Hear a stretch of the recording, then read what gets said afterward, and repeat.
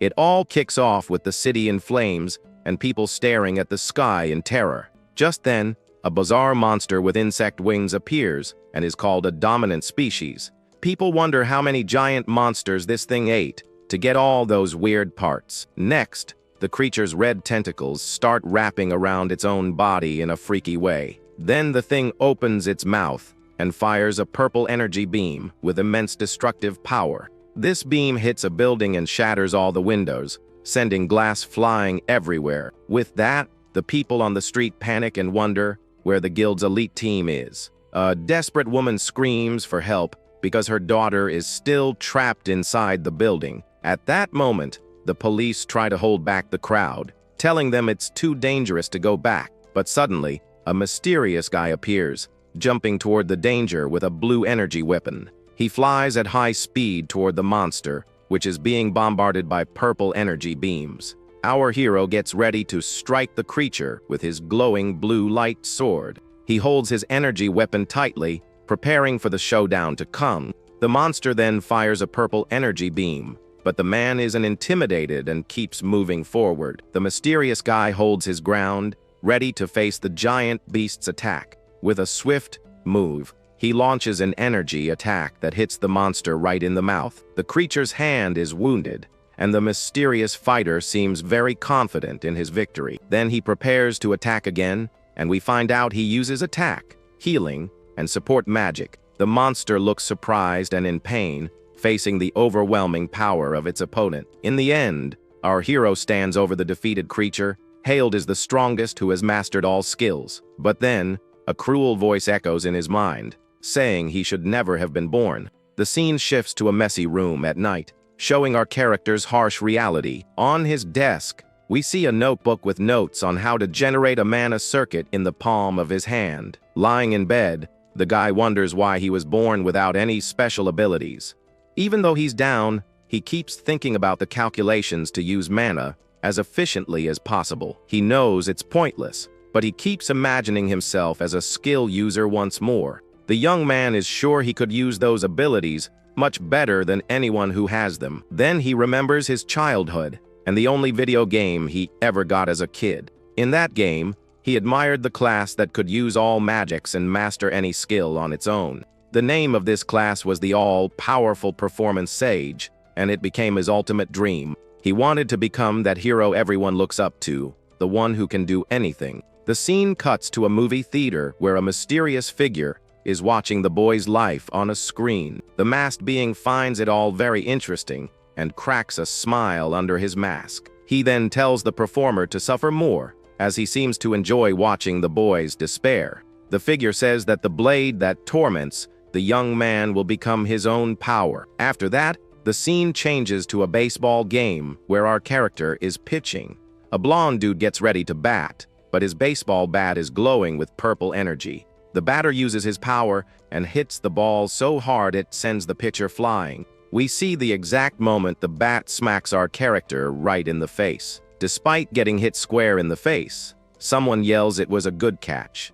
The blonde guy gets furious and yells that he wasn't supposed to catch the ball while a friend tries to calm him down. Then the aggressor decides he'll pitch himself, and the others are stunned by his strength. We see our protagonist bruised and covered in bandages, but with a determined look in his eyes. He thinks to himself that gym class has changed a lot in 60 years, since now it's used to develop abilities. The scene changes, and we're transported to a quiet neighborhood with houses and rooftops. Suddenly, on a bridge, someone starts screaming desperately for help. A woman is panicking and begging for help because her daughter is in danger. At that moment, a red-caped hero shows up running, saying he's on his way to help. The mother keeps crying and screaming desperately for someone to save her daughter.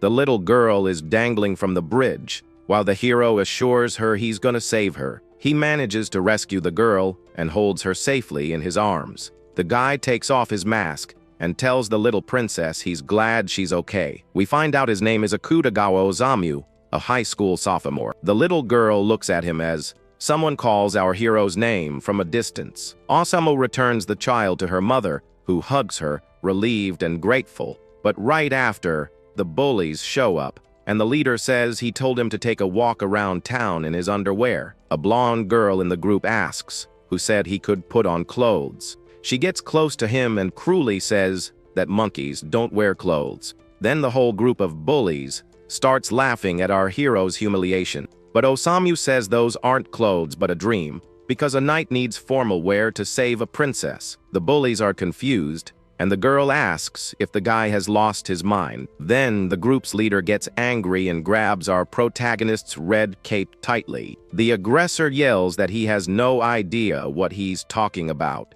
and tells the kid to start making sense. Just then, 2 police officers arrive and tell them to stop, as they shouldn't be fighting in the street. The blonde bully is surprised, and someone points to the pin on his school uniform. That small pin on his chest catches everyone's attention. The police recognize the symbol and realize he's a high-ranking skill user. They know that student has already secured a spot in the guild, even though he's only a sophomore. Because of this, the officer just warns him not to overdo it, as the protection law has its limits. The bully replies with a mocking, "Yeah," showing he couldn't care less about the warning. He says since they can't fight, they'll just play some friendly baseball and grabs Osamu's head. The aggressor's name is Gouda Takashi, and his ability is the C-rank magic ball, saying that Akutagawa is the target. Then the scene shifts to a flashback that begins about 60 years ago. Back then, dungeons appeared simultaneously in 782 locations around the world. Hordes of monsters immune to conventional weapons poured out of them, causing an unprecedented catastrophe. But whether by instinct or help from the gods, a bright light emerged as a beacon of hope. Humanity adapted to this crisis and evolved, giving rise to skill users. Ever since the dungeons appeared, every human began to be born with a single special ability. With that, dealing with dungeons and monsters became the top priority for all nations. Laws were created in the blink of an eye, and the skills for clearing dungeons were ranked from S to E. Because of this, the low-rankers couldn't fight against the state-protected high-rankers, and tyranny became the norm. They maintained their dignity by oppressing the weaker ones to feel superior to others. We see a scene of someone being knocked to the ground, dropping their cup, as an example of this oppression. Thus, a class-based society flourished once again in the country, and inequality became commonplace. And while Osamu was on the ground, the family he helped walks by and tells their child to ignore him. Back on the bridge, another bully launches a green energy attack toward our protagonist. His name is Agarashi, and his ability is the D-rank storm, which he uses with a wicked smile. The attack hits Osamu head-on, who falls to the ground, severely injured by the blow's power. He tries to fight back, but it's useless, and he ends up being thrown violently against the bridge's railing. Down and hurt, he sees the girl from the group leaping high into the air to attack him from above. The blonde girl laughs sadistically as she prepares a powerful kick to finish our hero off. The kick lands hard and he realizes he can't fly, use magic, or defend himself. She then steps on his head with contempt, talking about how useless a human without abilities is. Her name is Tabita Mari, with the D-rank jump ability, and she compares him to a caterpillar being crushed. Igarashi walks over and says she's getting way too excited, asking if she has some weird tastes. Osamu is badly injured, with a swollen eye, and can barely see as he gets beaten up.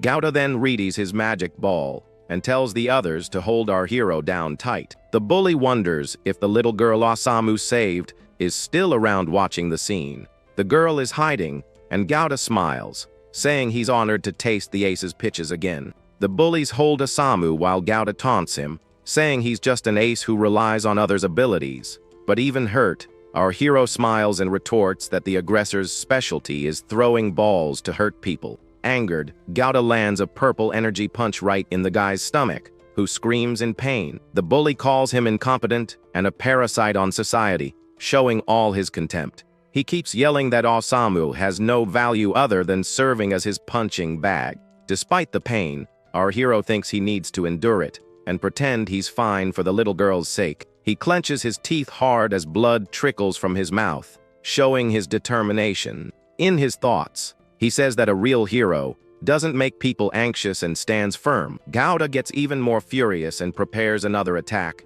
calling Osamu incompetent trash. This makes the protagonist remember his father, who used to call him the same thing with disdain. We see in his eyes the pain of memories from a childhood full of abuse and suffering. The scene shows little Osamu cowering and scared by his father's cruel words. His drunk father blames him for them not getting government subsidies because he was born without an ability. He even says it was because of Osamu that his mother left them, leaving the boy devastated. We see the father's face filled with rage and frustration, taking it all out on his own son. The scene returns to the baseball game, where abilities are used for everything in modern society. A batter with a flaming bat prepares for a powerful swing, showcasing the strength of abilities. And in this world, Osamu sees himself as a simple catcher, trying to catch a fireball with his mitt. The flaming ball hits his mitt with such absurd force that he can barely handle it.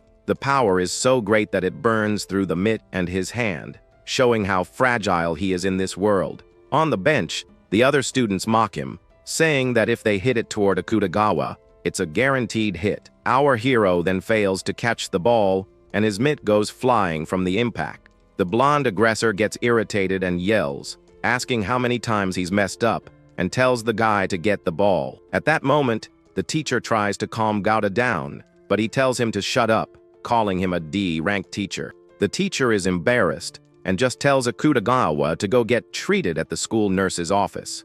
But our protagonist smiles and replies that at least he has plenty of energy to keep going. Meanwhile, one of the bullies complains about being in the same space as trash, and that this is a good way to blow off steam. He continues, saying he couldn't live a life as pathetic as our heroes. With his head down and bruised, Osamu wonders why he's even still alive in this world. The scene shifts to the classroom, where some students are chatting about some news. One of the girls mentions that an S-ranked dungeon appeared on Mount Mashaik, and the others are shocked. This explains the sirens from the night before, as the mountain is very close, and they think it's a natural disaster. There are two types of dungeons, those that appeared 60 years ago and those that pop up randomly like this one. They are ranked from S to E based on mana level, and the monster's strength is proportional to that. To clear a dungeon, you have to defeat the boss monster on the lowest level, and then it disappears. If it's not cleared in time, the monsters escape, and to prevent this, countries train people with abilities in guilds.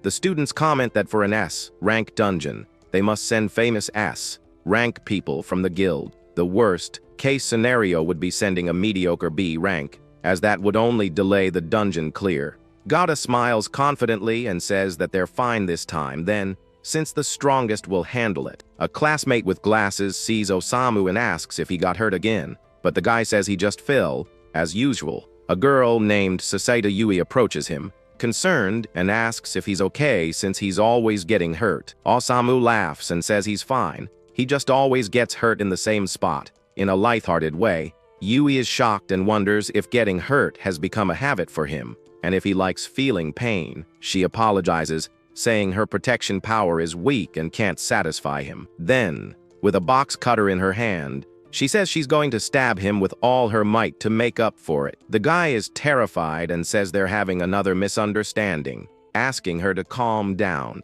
He tries to stop her, saying they should save that for later and read the play script. The drama club captain then says he has something important to tell them after rehearsal. Osamu and Yui are confused and look at the captain, not understanding what's going on. We find out that our protagonist is part of the second drama club, which focuses on plays without using abilities. It's a small club with just him, the president, and 2 freshmen, but for Osamu, it's the most comfortable place. He says that theater allows him to become someone different every day, and that helps him keep going. No matter how tough life gets, he can keep acting and have this peaceful time. But the captain breaks the news that the drama club will be disbanded, leaving everyone stunned. He explains that modern theater is based on using abilities, and the school has decided to abolish the traditional competition. Therefore, there's no longer a reason to keep the second drama club, and the school has decided to shut it down. Osamu is in shock at the news, as the club was his only refuge and reason to carry on. The captain also says that he and Saseda have been invited to the first drama club, but he feels awkward talking about Osamu, who already understands he wasn't invited because he's useless. The protagonist smiles and says it's for the best, as they'll have more opportunities there. He grabs his bag and says he was starting to get bored with the drama club anyway. The captain and the girl look sad to hear this, and he adds that there's very little the three of them can do. The protagonist says he's fed up with the drama club and leaves the room, leaving his friends behind. He even says he's looking forward to seeing the two of them thrive in their new place with a fake smile.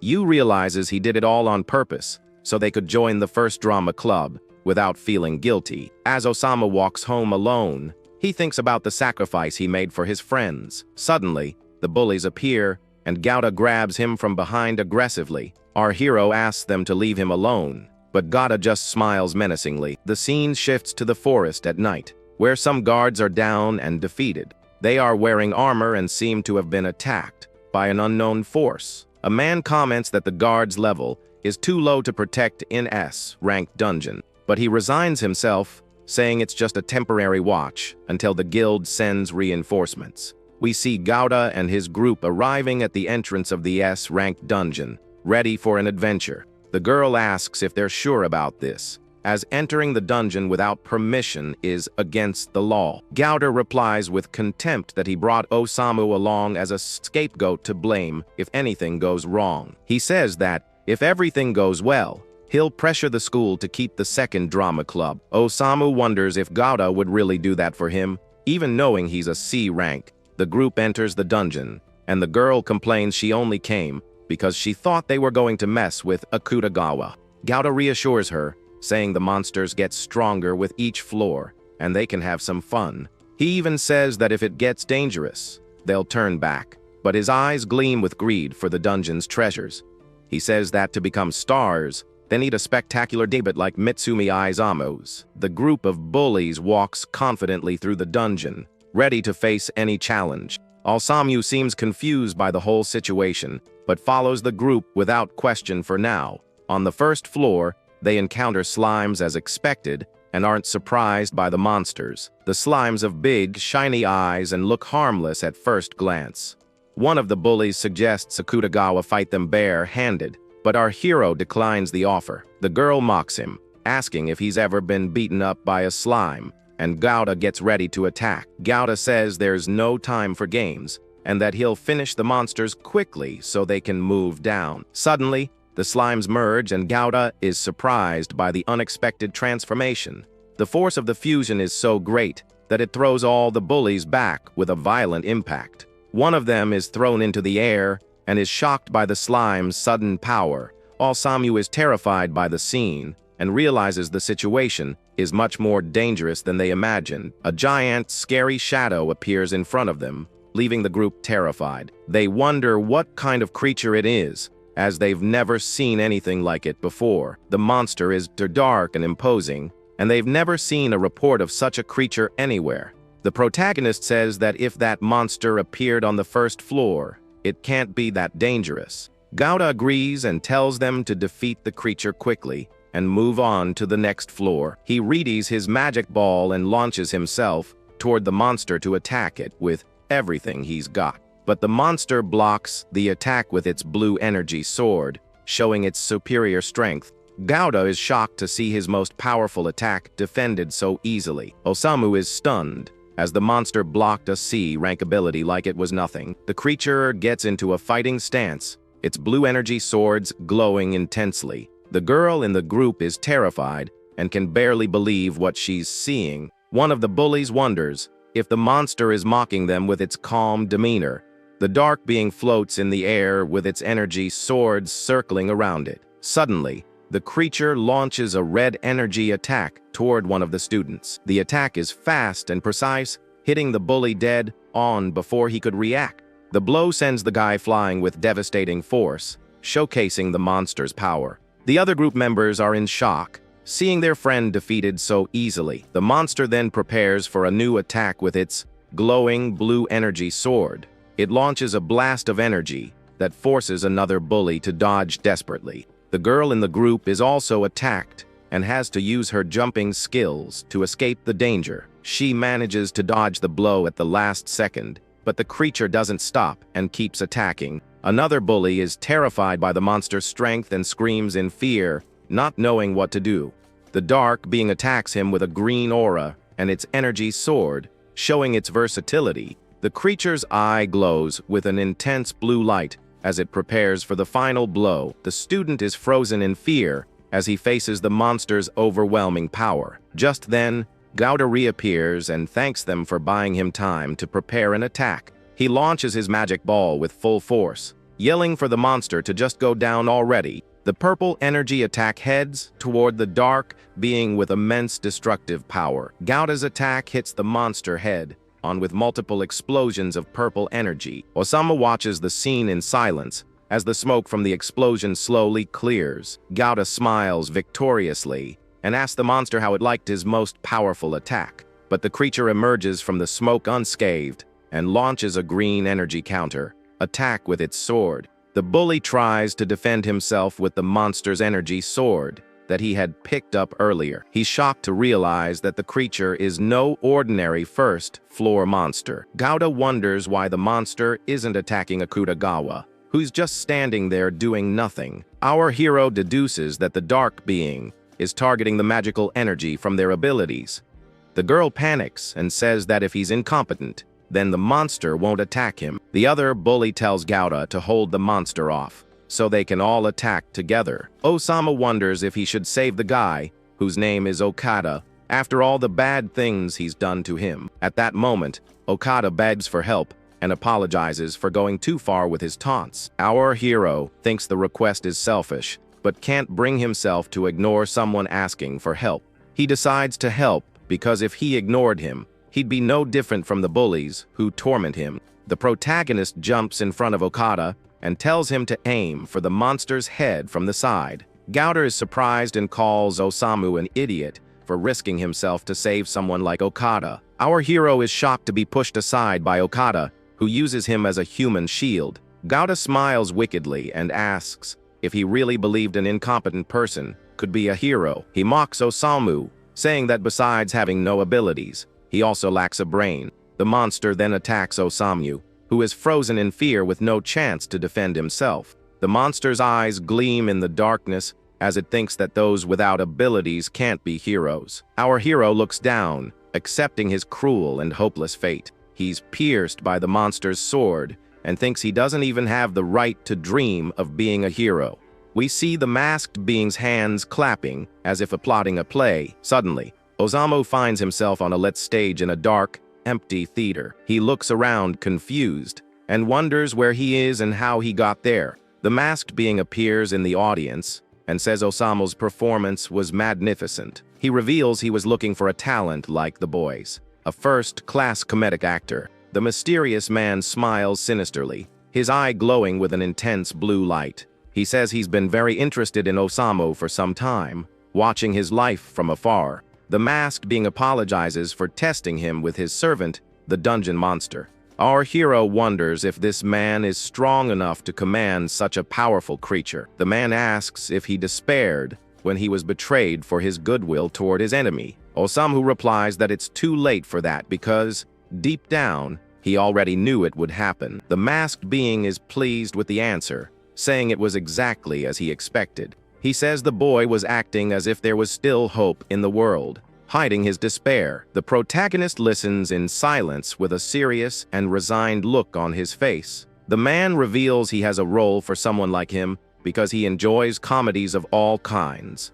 He says he's watched all the comedies of eternity and gradually grew tired of them. To him, everything conceived by human imagination is the same, with minor variations of stories already seen. He smiles sinisterly and says that one day he realized something very important about entertainment. The unscripted lives of humans are the greatest entertainment he has ever witnessed. For him, the sight of someone abandoned by fate, clinging to hope and watching their dreams shatter, is the greatest comedy of all. Osamu understands that he's just a pawn in the masked man's game, mere entertainment for him. But the mysterious being says there's a misunderstanding, as the boy isn't done fighting yet. He offers Osamu the power to overcome his situation in exchange for being entertained by his comedy. The man creates a purple energy ball in his hands with a wicked smile on his face. He transfers the power to the protagonist, who becomes surrounded by a glowing energy aura. The boy wonders if the masked man will give him an ability since he doesn't have one, but the answer is yes and no, as the truth is much more complex than he imagines.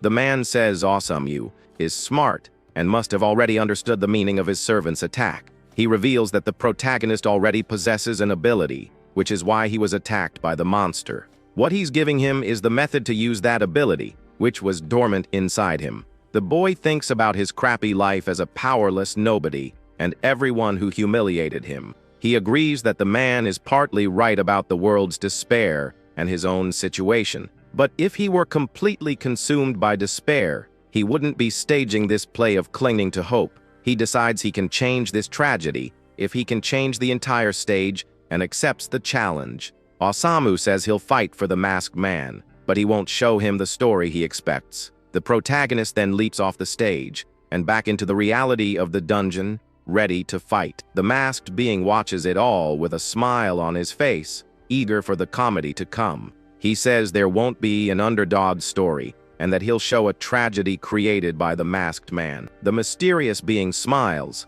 satisfied with the boy's determination, finding the performance even more interesting. The masked man smiles sinisterly with sharp teeth, saying Osamu's performance amuses him. The scene shifts to the forest, where the bullies wonder why someone so strong was on the first floor. They believe Akutagawa didn't survive, and that it was over for him, as there was no way he could have escaped that situation.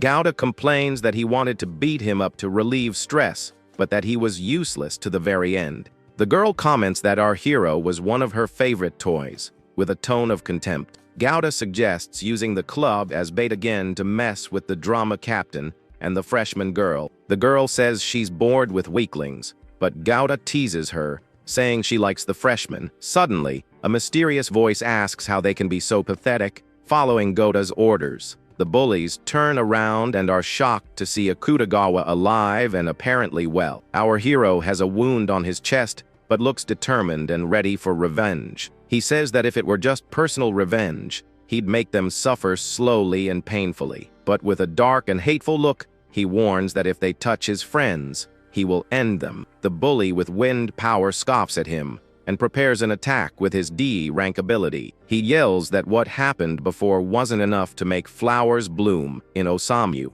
The aggressor launches a green energy attack toward our protagonist with a cruel smile. But to everyone's surprise, the boy dodges the blow with ease and speed. He moves with impressive agility, showing that he now has the power to fight. The bully falls to the ground, defeated, and thinks that they just borrow authority from those above to oppress those below. The protagonist says the bully is the epitome of this class-based society built on power. He faces Igarashi and says the guy has nothing, just like he had nothing before. With a swift move, Osamu appears behind the bully, who is shocked by his speed. The girl is surprised and wonders if that was an ability our hero used. Gouda realizes the ability is a wind type, like Igarashi's, but with far superior power. The protagonist says the play of revenge is about to begin, and that they will feel the pain of their own abilities. He uses the wind ability to attack Igarashi, who falls to the ground, defeated and humiliated.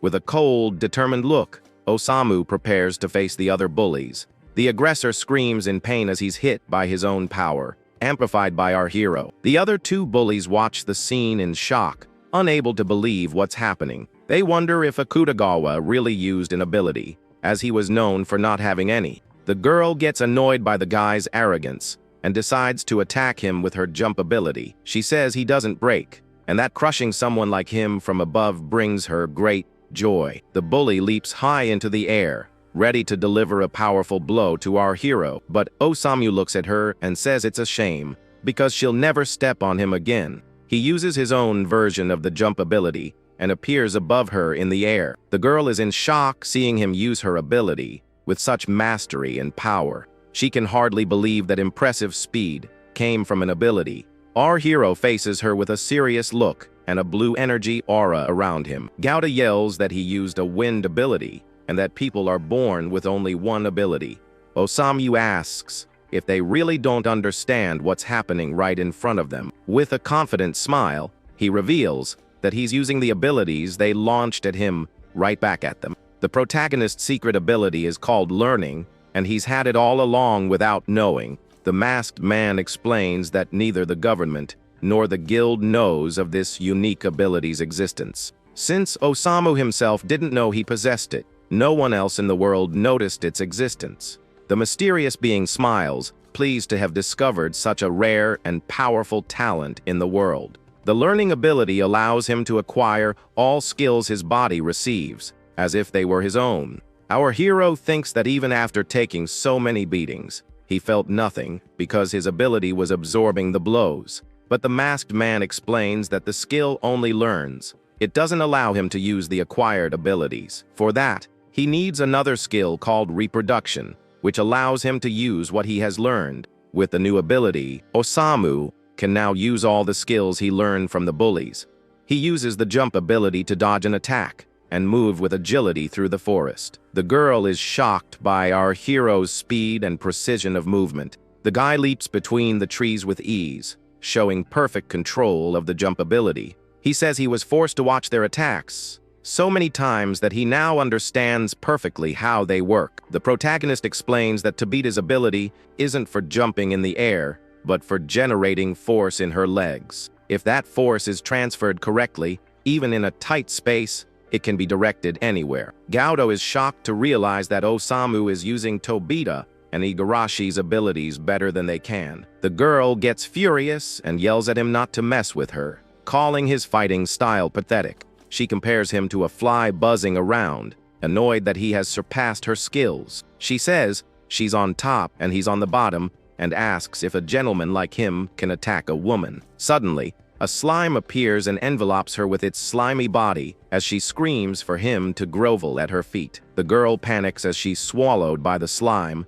and wonders what it is. She realizes she can't see, hear, touch, feel, or smell anything with the slime blocking her senses. Osamu explains that the slime won't suffocate her, and that he only trapped her because there's a huge power difference between them. The scene shows Osamu's father's face again, representing all the oppression he suffered. We see a flashback of various scenes of humiliation and suffering our hero went through in his life, but now, with his new powers, he's ready for revenge with the magic ball in his hands. He explains that magical energy is the same after it leaves the body, no matter how it's used. That's why Gauda's magic ball is stronger when he punches instead of throwing. The protagonist also says his magical energy output is greater than Gauda's. Gaudo is furious and wonders why Osamu is using their abilities better than they can. He doesn't understand how the guy can be so good at using the skills for the first time in his life. Osamu reveals it's not the first time, as he's imagined using these abilities over and over in his head. He prepares to attack Gauda with the magic ball, showing his mastery over the stolen power. The protagonist combines the jump and storm abilities to move and attack with perfection. Gaudo is in shock and yells that he's supposed to be a powerless incompetent, and that this is impossible. Osamu attacks Gauda with his own ability, the magic ball, with overwhelming power. He tells the bully to hand over the ability, as he'll use it much better than him. The protagonist defeats Gauda, and says his arrogance and laziness were the cause of his downfall. He tells Gauda that if he had used his brain a little more, he wouldn't have been defeated so easily. Osamu wakes up in his bed and wonders if it was all just a dream. He creates a magic ball in his hand and realizes it was all real, and his powers are genuine. The scene shifts to the next day, with some students walking to school as usual. Our hero thinks that even though he can now use abilities, the scene on his way to school hasn't changed at all. He overhears two businessmen discussing a client, and how a high-ranked salesperson inspires more confidence. Next,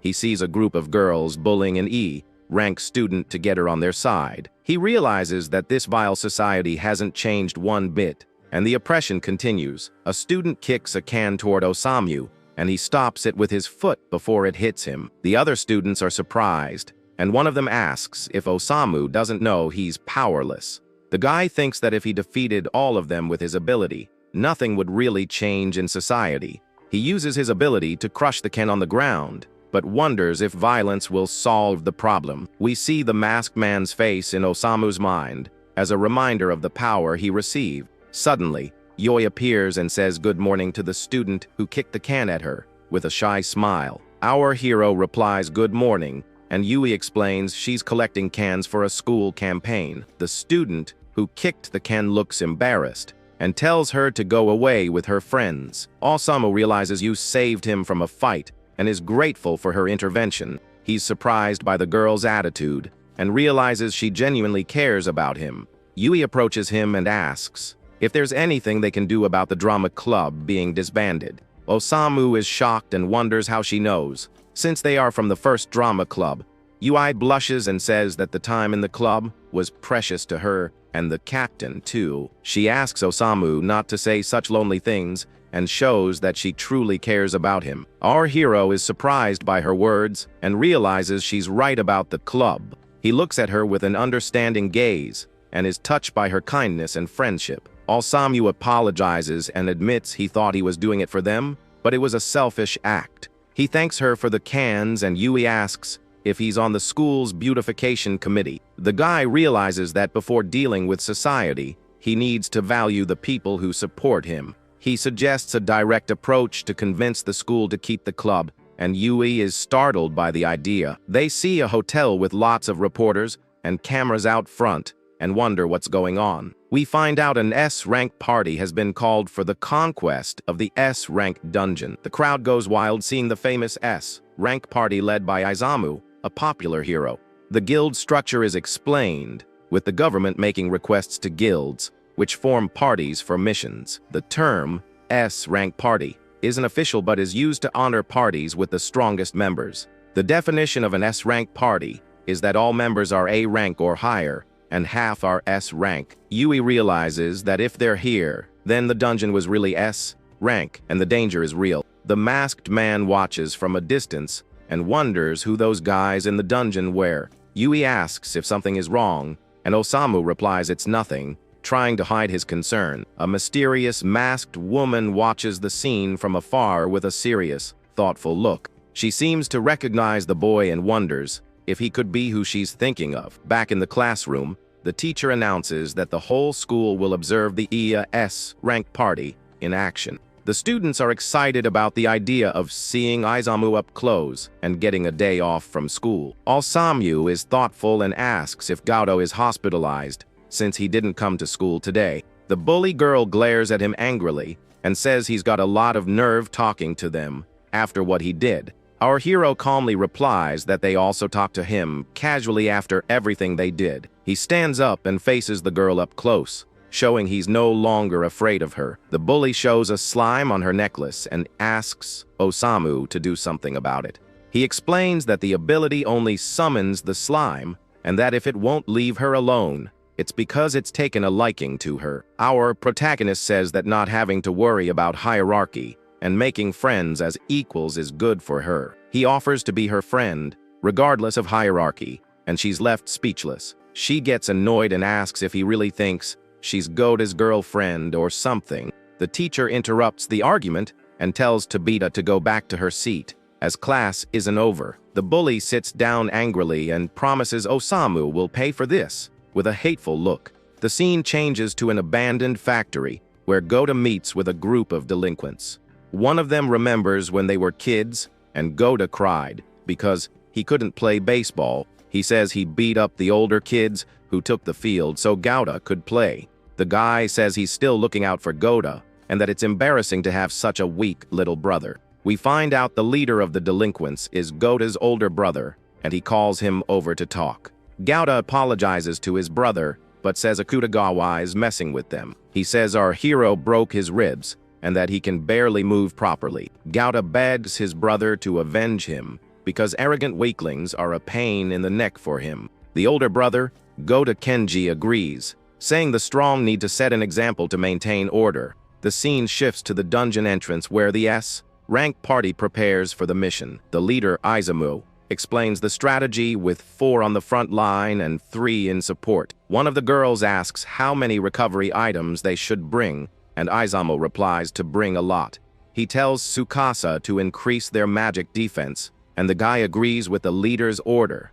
The female students are amazed by the skill and appearance of Osamu and his teammates. One of the students pushes others aside to get a better look at Miko, one of the party members. A girl gets pushed and drops her things on the ground in front of an S-rank member. She's terrified of having disrespected an S-rank and prepares for the worst. The girl kneels on the ground in fear, and the other students think she's done for. But Osamu approaches her with a gentle smile and asks if she's okay. The purple-haired girl and the other with light brown hair reply that they are. The muscular guy in the group jokes with her, saying his body is tough, and helps her up. The female students are impressed by Osamu's kindness and compare him to other arrogant high-rankers. Osamu thanks everyone for coming to see them off and promises to do his best to make them proud. He says he hopes what they see today will become fuel for their future. Our hero is surprised to see that true high-rankers care about those below them.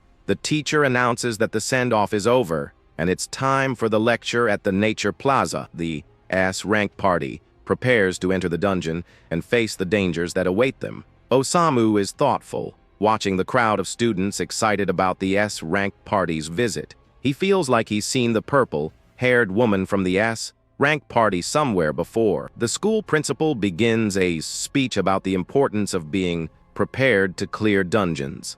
Our hero moves away from the crowd and leans against a tree with a bored expression. Suddenly, Yui finds him and says she found him hiding behind the tree. She teases him, saying he's a rebel for skipping class and hiding from the speech. Osamu retorts by asking if she shouldn't be in class too, and she says they'd just assume she was sick. Yui asks if he was looking at the masked woman from the S-rank party with curiosity. The guy tries to deflect, but she notices he's obsessed with the mysterious woman. The girl gets jealous and says she knew boys like women with big chests. She says she saw a beehive, and that if she gets stung, her chest will get 10 times bigger. Osamu interrupts her and says that even then, she'd look like a monster, which leaves her shocked. Yui starts to cry playfully, saying he called her a flat-chested monster. Suddenly, the principal creates a fireball in his hand to demonstrate the importance of constant preparation. The fireball explodes and startles all the students, who scream in panic at the demonstration. Osamu and Yui are startled by the explosion and wonder what's going on. Gauta's older brother appears and takes the megaphone from the principal with a serious look. He announces that the principal's endless speech is over and tells all the students to listen to him. The students recognize Gauta's brother and wonder what he's doing there. He introduces himself as the strongest in the academy and says that anyone who wants to leave will have to get through him, a B rank. Gauta says his brother didn't have to go that far, but Kenji scolds him for his weakness. Kenji says Gauta still clings to his reputation to get into a guild, and that's why he's weak. Kenji spots a Kutagawa and says he needs to show what happens when a no rank challenges a high rank. He threatens our hero, saying he needs to show the consequences of challenging someone superior to him. With the megaphone in hand, Kenji announces that Osamu will get beaten up by every student in the school. Each student must give him 10 punches as punishment for his audacity and rebellion. He threatens to burn all the students with fire if Osamu doesn't come out of his hiding spot. Yu gets worried about her senpai and calls out to him, telling him not to turn himself over to the delinquents. Kenji finds Osamu and Yui and taunts them, telling them to be good punching bags for him. Our hero remains silent, thinking of a way to escape the dangerous situation. With a cold look, he says he doesn't care about the threat and prepares to fight. Kenji is surprised by the response, and Osamu approaches him with a defiant look. Suddenly, the protagonist kicks Kenji hard, sending him flying with a surprise attack. Yui and Kenji are shocked by Osamu's unexpected action and strength. Our hero yells to Yui that it's time to run, and the two of them flee from the delinquents. Okada appears and tells Kenji that Akutagawa abandoned them and fled the dungeon. Kenji is furious to realize he's been tricked and that Osamu ignored the performance he had prepared. He smiles sinisterly, finding the situation interesting and challenging for him. The drama club captain watches the scene from afar with a worried and determined look. He says this is exactly why they need to fight, because they couldn't do anything for Akutagawa. He says the guy was abandoned and left to fend for himself without anyone's help. Osamu and Yu run through the forest, trying to escape the delinquents chasing them. The protagonist considers using his jump ability to get away but decides against it to avoid, revealing his secret to Yui. He decides to move slower to avoid suspicion, and Yui seems tired from running. Osamu stops and asks if she's okay, showing concern for his friend and escape partner. Yui says that even if the upperclassmen ignore the bullying, no one can really blame them. She explains that's why they left him behind, without worrying about him. Osamu takes her hand and pulls her along to keep running through the forest, looking for a safe place. They reach a lake with crystal clear water and trees all around, a peaceful and isolated spot. Suddenly, they're surrounded by the delinquents and realize they've walked into a trap. Kenji appears with a wicked smile and says they made a big mess in the forest. He mocks Osamu, asking if he really thought he could run from a B rank like him. Our hero smiles and says he didn't think the boss would come to him personally. Kenji replies that the others were too slow, and he got annoyed and came to finish things himself. The protagonist tells Yu to run while he keeps him busy, ready for the confrontation. He instructs her to go to the plaza's management office to get help and report the situation. Osamu tells her to report a forest fire, so the firefighters and police will respond quickly. Yu refuses to leave him alone in that dangerous situation, but he insists she go. He explains that Kenji's target is him, and that if they split up, she's the only one who can get help. Our hero says the safety of all the students is at stake and tells Yui to go. Yu agrees to go get help, but before she does, she decides to do something important for her senpai. She uses her protection ability on Osamu, creating a blue energy barrier around him. The protection ability reduces damage taken for a limited time, a perfect skill for the kind-hearted girl. Yui says she'll call for help immediately and asks him to stay safe while she's gone. Our hero thanks her for the help and prepares to face Kenji alone with his new powers. Kenji scoffs at Osamu's defensive barrier, thinking it's just a weak version of his own ability. He transforms into steel and says the guy's protection is an inferior version of his transformation. Osamu wonders if Kenji's ability hardens his body like metal and prepares to test it. He says he'll see if Kenji's ability is really useless and challenges him to a fight. The protagonist uses the storm ability to launch a green energy attack toward Kenji. Kenji mocks the attack, saying it's not enough to defeat him with his steel body. Suddenly, he realizes the wind attack is mixed with water from the lake, and is surprised. The water envelops his body, and Osamu uses the wind to control the water and attack Kenji from all sides. Our hero creates a whirlpool of water and wind to trap the delinquent and neutralize his fire. The fire Kenji had created to threaten the students starts to die down with the water. The students wonder what's happening as they see the sudden rain putting out the fire. The lake water falls on the fire, extinguishing the flames and saving the students from danger. Osamu reveals his plan from the start was to use the lake water to put out Kenji's fire. Kenji realizes he was lured to the lake on purpose, and that he fell into our hero's trap. The protagonist says that once the fire is out, the teachers and upperclassmen will take care of the rest. He says that despite everything, there were still people who treated him with kindness, like Yu and the captain. Kenji wonders if this was all going according to our protagonist's brilliant script. Osamu faces him and says bullying isn't for weaklings like him and challenges him to a fight.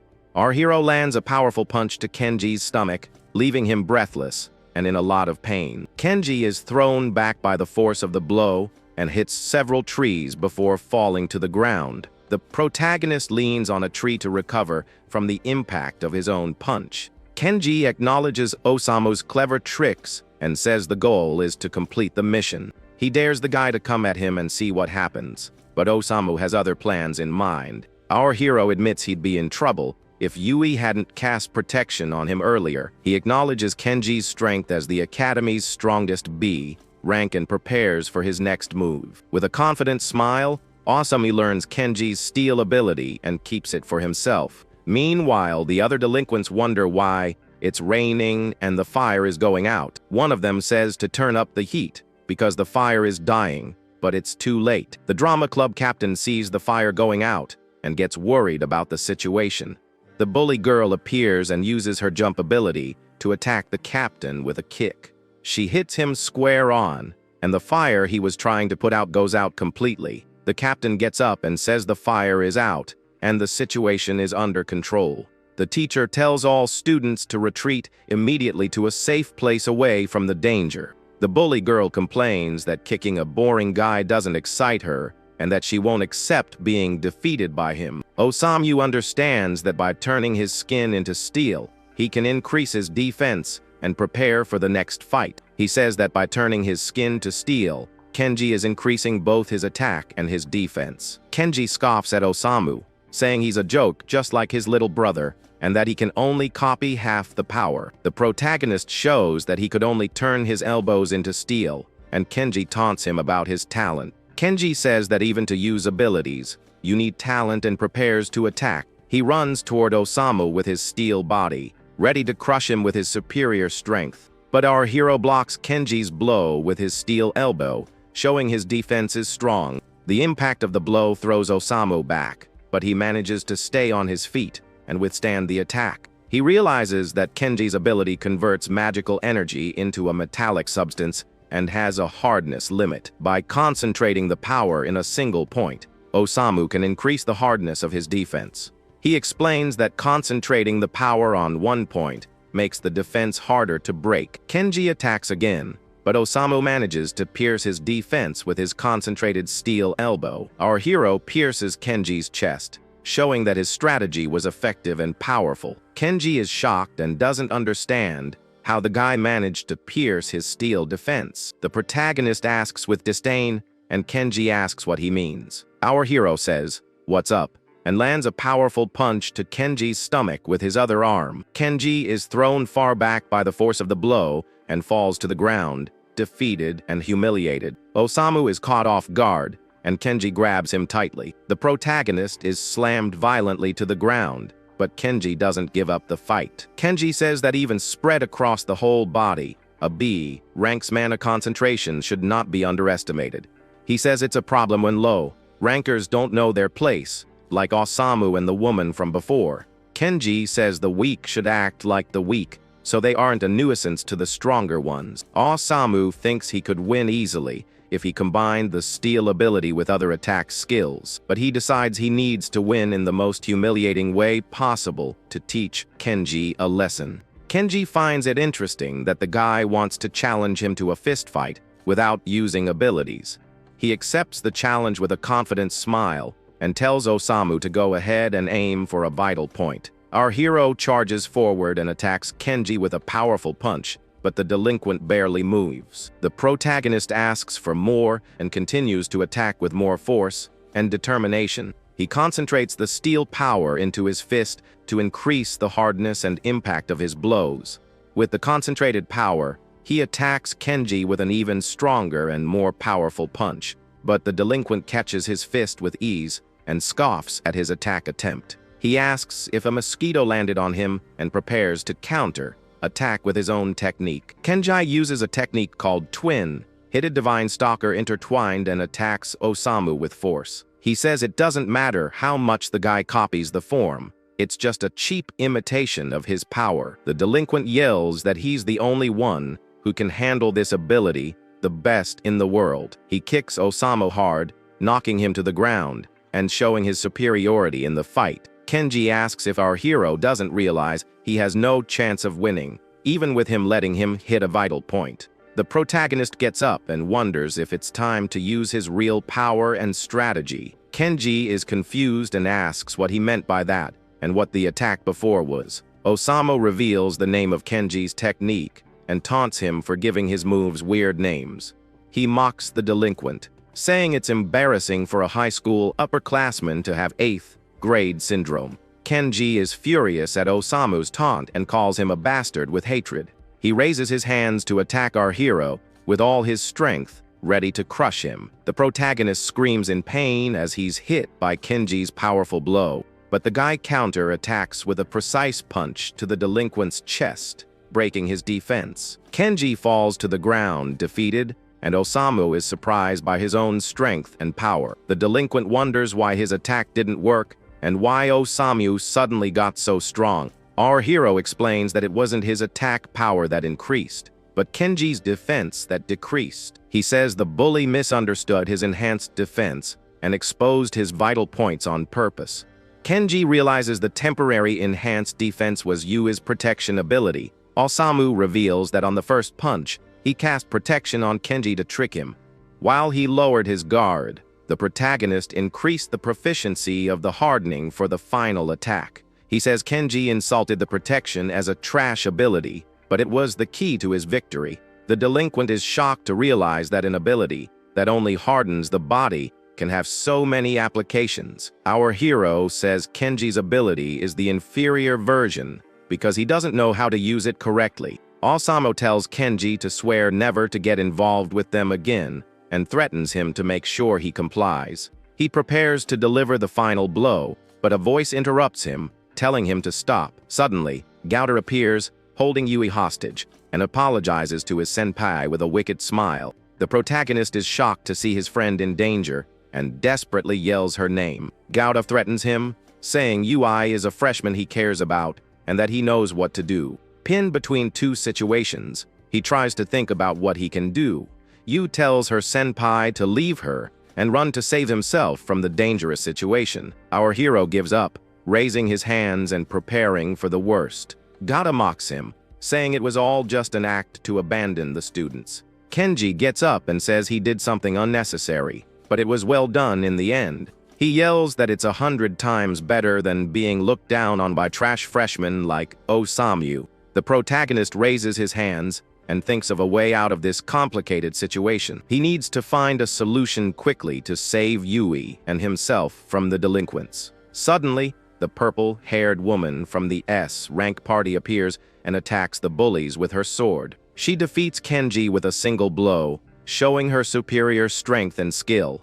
Gouda is shocked to see his brother defeated so easily, and Yui is surprised by the unexpected help. The mysterious woman tells them to relax, as it was just a strike with the spine of the sword. She explains that swords don't have spines, but she imbued it with impact attributes for the strike. Osamu recognizes that she's from an S-rank party and is impressed by her power. She says a B rank using magic to fight made her volunteer for the investigation as a precaution. Yui calls out for her senpai, worried about the situation and the mysterious woman's appearance. The purple-haired woman hugs Osamu tightly and calls him Sho, leaving him confused. Our hero and Yui are completely lost and wonder who this woman is and why she knows him. The woman says it's really her Sho, and Osamu is shocked as he recognizes her. He calls her Mayo, and the woman takes off her mask, revealing her true identity. We find out her name is Anagawa Mayo, and her ability is the A-rank magic sword. We see a flashback of little Osamu sitting alone and sad outside his house. A little girl approaches him and asks if that's his house with a gentle smile. She introduces herself as the new neighbor and says her parents are greeting his father. The girl asks if he wants to be her friend, and our hero remembers her as the older girl who lived next door. He thinks that if she hadn't been kind, his heart would have been shattered by his father's abuse. Osamu holds the little girl's hand and feels grateful for her friendship and kindness in his life. The scene returns to the present, with Kenji and Gata tied up and defeated on the ground. Osamu is surprised to learn that Mio is now part of an SS rank party, and she says she joined after middle school. Mayo hugs our hero tightly and says he's gotten so big now, making him feel awkward. Yu watches the scene with jealousy and is shocked to see the intimacy between the two. The protagonist asks what they should do with the delinquents, and Kenji refuses to accept defeat. He says it was just a careless mistake and that he'll be back for revenge soon. Osamu knows Kenji won't give up and that he'll come back to torment him and his friends. Yu realizes the situation and worries about everyone's safety there. Our hero says he defeated them somehow and that they are no longer a threat. Kenji threatens Osamu, telling him to watch his back on the streets at night because he'll send his goons after him. He extends the threat to the mysterious woman and the protagonist's family with a wicked smile. Suddenly, the two previously defeated bullies appear and attack the tied-up delinquents. They are sent flying by the force of the attacks, and the scene becomes chaotic and confusing. Mayo watches the scene with a serious look, and the delinquents are shocked by the surprise attack. Yui is shocked to see her senpai use an ability in front of her without hesitation. Our hero says he limited his abilities just to show the difference in rank between them. With a serious look, he warns that the next time they go against him, he will show no mercy. Kenji and Gouda are scared by the threat and realize they shouldn't underestimate the guy. Mayo says the law protects high rankers, but that doesn't mean they can disturb public order. She warns that if they commit any more acts of violence, she will take appropriate measures as an A rank. Gouda calls out to his brother, and he agrees to surrender, afraid of the consequences. The two delinquents are left tied up and defeated on the ground as Osamu Mio and Yu watch. The guy thinks about how brutal society is and how those at the top oppress those at the bottom. He realizes that turning society's ways upside down isn't easy, and that Mayo is out of his league. The protagonist looks at Mio with her mask and powerful aura, and thinks he'll probably never see her again. The scene shifts to Osamu's apartment, where he wakes up and opens his bedroom door. He's surprised to see Mio in his kitchen, making breakfast with a smile on her face. Our hero is shocked and speechless to see his childhood friend in his home. He wonders why she's there, and if she's switched from mayo to salt and pepper for her eggs. We see a breakfast table set for 4 people with a delicious meal. Suddenly, the bully girl appears and sits at the table, leaving Osamu even more confused. The guy wonders how on earth the situation got to this point, with everyone gathered in his house. A flashback shows the day Mio showed up at his apartment for the first time. She says she didn't realize conquering an S-rank dungeon would take so long. Mio says the dungeon's gimmick is special, and that the guild believes they'll be in town for a month. Our hero wonders what this gimmick is, and if they still haven't found it in the dungeon. He wonders if enemies of that level are insignificant to an SS rank party. Mio mentions she was surprised to hear from his dad that he was living alone now. The guy feels awkward and tries to change the subject, saying a lot can change in 7 years. He says a middle schooler becomes a high schooler, and things change. Mio smiles and says Shu has changed for the better too, and she's happy to see him doing well. She asks when he learned to use an ability, and the protagonist is surprised by the question. The guy thinks it's obvious she would ask about that, and Mio says he doesn't have to tell her if he doesn't want to. He explains that he's not actively hiding it, but he's afraid of how things would change if people knew. Our hero remembers the masked man and feels he shouldn't talk about him to anyone. Mio says his magic power level is considerable, possibly reaching B rank or even A rank. She explains that A rank is a power level with great social responsibility and that guilds would recruit him. The friend advises him to think about how he'll use his great power, as it will be inevitable. Osamu wonders how to use his ability and if defeating all the bullies would change anything. Mio watches him in silence, waiting for his answer and his decision about the future. He says he's already decided, and Mio is curious to know what his choice was. The protagonist asks if she can come make meals for him every day from now on. He's confused by the request and asks about her duties in the S-rank party. Mio says her work schedule is 9 to 5, no overtime, and with 2-day weekends. Outside of work, they stay in a nice hotel and relax by the pool with the other party members. She admits she feels a bit uncomfortable with the life of luxury and the group's formalities. The friend says she feels more relaxed being here with him in a simpler, more familiar environment. Our hero smiles and thinks his big sis Mayo is still a down-to-earth person. He realizes that now that he has an ability, he needs to think seriously about many things in his life. Osamu goes to the second drama club and reveals to his friends that he can now use an ability. The captain and Yui are shocked to see the magic ball in his hand and can hardly believe it. The captain asks if this means the 3 of them can stay in the first drama club together. He's relieved and says maybe they didn't need all those survival strategies after all, but the protagonist says he'd like to continue doing theater in that club if possible. He apologizes for speaking out of turn, but wants to prevent his ability from being known by everyone. The guy says that when Yui said the time in the club was precious to them, he realized something important. It's not that he wants to do theater anywhere, but that this place is important to him. Yui is happy to hear that, and says she was worried about the scary expression he's had lately. She admits she was afraid he was changing somehow for the worse. Our hero calls out to Yui, and is touched by her concern and friendship. He apologizes for worrying her, and gently pats her on the head with a smile. Suddenly, the bully girl appears and says that sexual harassment with a disgusted tone. She throws a handkerchief to Osamu and calls him by his name, showing that something has changed in her attitude. Osamu asks what it is, and the girl replies that they are signatures for the club's survival. The captain says he asked in every class, and Tobita complains that she was stuck with him because he has no friends. The protagonist sees there are many signatures and is surprised by the other students' support. Tobita explains that the class is divided because of the incident with the Goda brothers. Some feel grateful that someone finally stood up to the arrogant Goda brothers.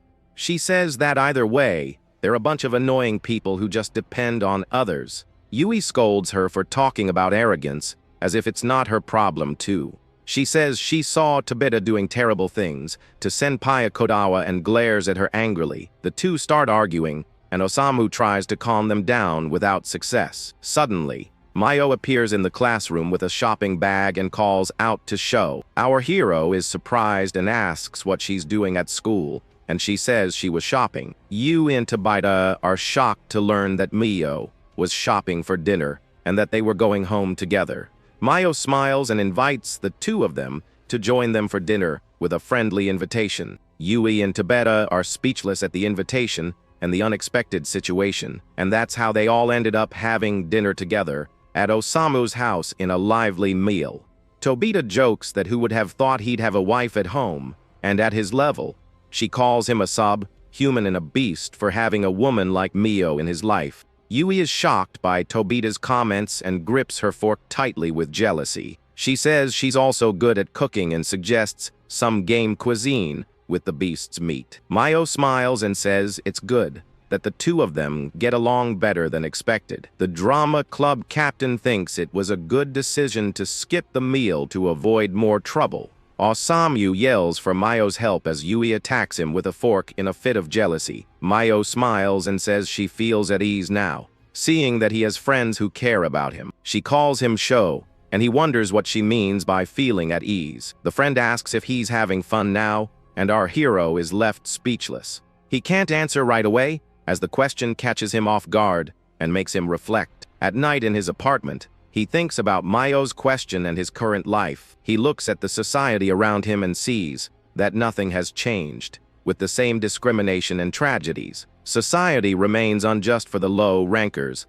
and oppression is still a reality. But he looks at the petition with signatures to save the drama club and feels a glimmer of hope. He remembers those who are grateful he stood up to the Goda brothers and realizes he's not alone. Our hero feels his life is starting to change from that moment on, with his new friends and powers. A month later, on a rainy day, the S-rank party is preparing to leave town. Osamu is in his apartment and receives an unexpected call with shocking news. He finds out that his big sis Mio attempted to take her own life and is devastated by the news. On the phone while walking in the rain, Osamu learns that the night before, Mio had come home for the first time in a long while.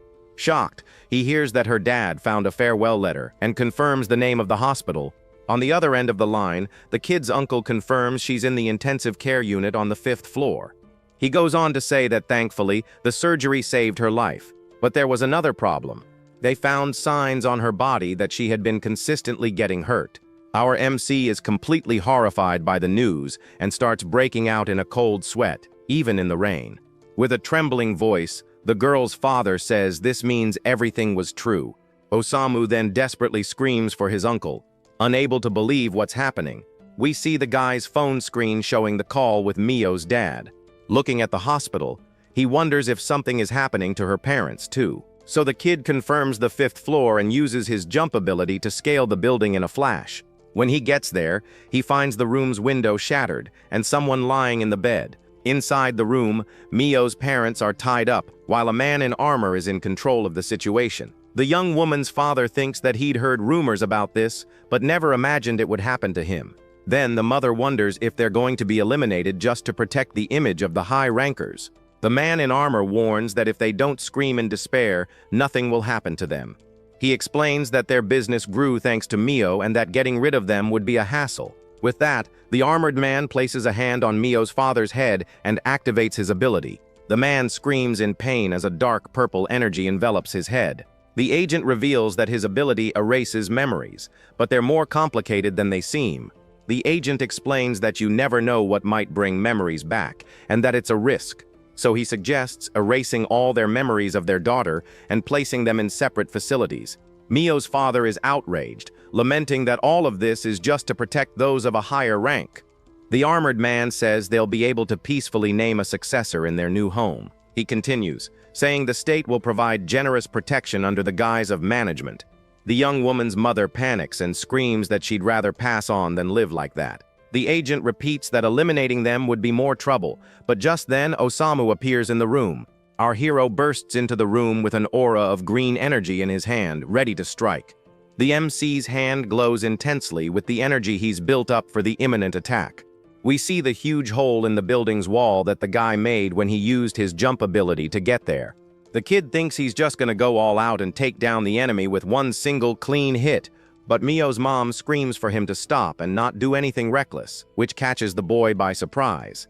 Her dad says the entire system would hunt them down, so Osamu tells them to just hang on for now. The agent finds the MC's calmness incredibly boring, and Mio's dad gets anxious. The man in armor says the kid is right, because resisting here is completely pointless. And right then, he reveals that Mio's memories have already been completely erased, leaving Osamu completely floored. The girl's father is in disbelief, barely able to process what he just heard from the agent. The man takes off his helmet and smirks, saying that if they both forget, no one will feel lonely. He complains that if the young lady had just kept her mouth shut, she wouldn't have nearly damaged the reputation of the S-rankers. And he continues, saying she's just trash to society now that she's left a hole in their forces as an A rank. The agent screams that the trash in this house will be taken out by the authorities because that's just the social order. At this, Mio's father gets furious and calls him a scumbag, while the mother watches in horror. The man smiles, saying that tomorrow he'll have forgotten his anger, and that's the fun part of the job. Then he points at Osamu and says it's all his foolish daughter's fault, and his own pathetic rank. Later, we see our MC standing alone in the rain as people walk past him. Completely devastated, the young man wonders how things got to this tragic point. He then puts a hand on his head and questions what could have led Mio to try and take her own life. The guy remembers they found signs of abuse and concludes the culprit must be someone close to her. He also recalls the agent's words about how she almost tarnished the S-ranker's reputation. With that, the young man connects the dots and thinks of the expression the man let slip, *noblesse, oblige, *. Looking up at a big screen, he sees Isamu with the slogan, "Unmatched power for the good of all people." In the middle of the crowd, our hero looks completely lost and helpless in the rain. An ad with the S-rank group promises they will protect the daily lives of all people. The protagonist thinks to himself that there's still no concrete proof for his suspicions. Nearby, two girls praise Isamu, saying he's a true hero, strong and kind. Two men in suits also feel inspired to support society when they see heroes like him. Another man in the crowd grumbles that he wishes everyone at the top was this decent. Isamu's status is protected by monstrous methods, and our hero thinks that at least that much is true. With a look full of hatred, he watches the scene and thinks about how truly grotesque it all is. Back in his apartment, he remembers they had dinner there just yesterday, and that the past month feels like a lie. He then finds something on the table and is surprised by what he sees. There, he sees a mask and a note with his name on it, and recognizes Mio's handwriting. The note is addressed to him with his full name, Osamu Akutagawa. As he starts reading, the guy notices the classic manga trope in the very first sentence. She apologizes and tells him not to investigate because it's dangerous, and he understands it was true. With this, the MC wonders if the girl was forced to do this by the agent. In the letter, she says she remembers the day they met like it was yesterday. The young woman keeps writing, saying that he was actually the one who truly saved her. She explains that she could barely handle the pressure of being born as an A-rank user. That's why her father decided to start over somewhere new, and they moved to his neighborhood. Mayu asks in the letter if he remembers that they used to act out plays together all the time. She says that in those games he was always the hero, and she was the heroine. With his eyes full of tears, he thinks that he remembers, and that time was his salvation too. Then his friend reveals that she started wearing a mask because she saw him wear one first, and asks him to keep it. The young man looks at the mask and the envelope on the table with a sad expression. She writes that every day with him was fun, because he didn't care about ability ranks. With a smile on her face, the girl states that he was her real hero. She says she bets he's mad at her right now, and the guy reads on with a determined look. At the end of the letter, Mio asks that he please not hate the world because of this. She finishes by asking if heroes aren't supposed to protect the world, leaving the boy heartbroken.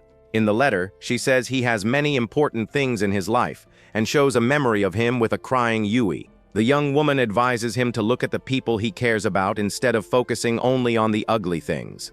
And at the very end of the note, she wishes from the bottom of her heart that his life will be very happy. But our hero crumples up the letter and says he's sorry, but he can't do what she asked. He thinks that forgetting everything is exactly what their enemies want to happen. So the young man decides that if protecting this society is a hero's job, then he doesn't need to be one. With a dark look, he declares he'd rather be the jester who messes up the stage however he pleases. The scene then cuts to a batting cage called Doka Batting Center.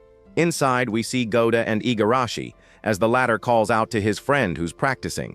Goda asks what's up, and Igarashi asks if he heard about the A-rank woman who told them off. He shows a news story saying Mio is in critical condition and that it's a chance to find a new punching bag. The bully seems suspicious and asks if that news about the girl is actually true. Igarashi is confused by his friend's reaction and stammers, not understanding the reason for his doubt. The blonde guy says he's not worried about the girl in the slightest right now. He goes on, saying none of the other losers would have noticed, but something is different, and he states that Osamu can no longer hide his intention to finish off guys like them. Back at school, the captain of the drama club announces that he submitted the petition to save the club. He says the numbers are tight, but they did their best and hopes the school will value their effort. Just then, the teacher walks into the room and asks what Akutagawa is doing there. We see the MC sewing, and he replies that he was just borrowing the machine for the costumes. The teacher questions the need for costumes since there are no plays, and they don't even know if the club will survive. With a smile, the protagonist replies that he can't just sit still if there's a chance to save it. Yuri notices that her senpai doesn't seem shaken up about Mio, but it's not like he's forcing it either. Next, we see a group assaulting an old man in the park, telling him to get out of there immediately. One of them steps on the man and calls him a stinky old geezer, while the victim wonders how it came to this. The group's leader then turns and asks if they think he's just beating him up for fun. He introduces himself as a B-rank who manages the weak, calling them filthy, and says that cleaning the low-rank homeless people off the streets improves public order and hygiene. He explains this is an environmental beautification project entrusted to his NGO, the Roses Clean Network. He then tells the old man to scram to maintain the city's purity, but a voice interrupts him.